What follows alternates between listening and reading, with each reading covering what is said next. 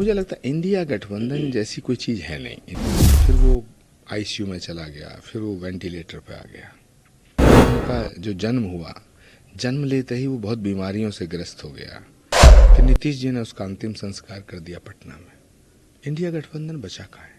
ये खटखटा रहा है कि जो है हिंदू जो पूजा पाठ वहाँ हो रही है उसको बंद किया जाए।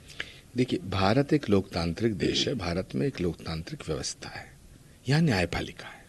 न्यायपालिका के फैसले पर हमें भरोसा रखना चाहिए, हमें न्यायपालिका पे यकीन करना चाहिए, हमें विश्वास करना चाहिए और न्यायपालिका के फाइनल डिसीजन का इंतजार करना चाहिए। न्यायपालिका का जो फैसला होगा उसका स्वागत करना चाहिए, उसका सम्मान करना चाहिए। कोर्ट का ही आदेश था कि वहाँ पे पूजा अर्चना शुरू की जाए, लेकिन नहीं, उस आदेश को नहीं माना जा रहा। बार बार कोर्ट का दरवाजा खटखटा इस देश में कोई नहीं है जो अदालत के आदेश को ठुकरा दे या ना माने। अदालत का आदेश मानना ही पड़ेगा और मानना चाहिए। हमें अपनी अदालतों पर भरोसा होना चाहिए।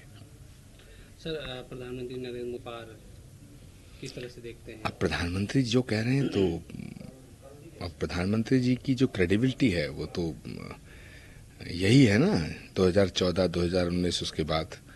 लेकिन चुनाव है, जब चुनाव घोषित होगा तो उस पर बात करेंगे। अभी इस पर क्या टिप्पणी करूं?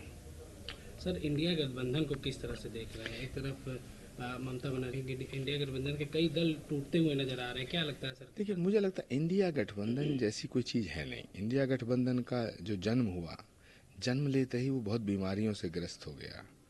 फिर वो आईसीयू में चला गया, फिर वो वेंटिलेटर पे आ गया। फिर नीतीश जी ने उसका अंतिम संस्कार कर दिया पटना में। इंडिया गठबंधन बचा कहाँ है? इंडिया गठबंधन मुझे नहीं लगता कि बचा हुआ है। इसलिए अब इंडिया गठबंधन नाम की कोई चीज़ बची नहीं है।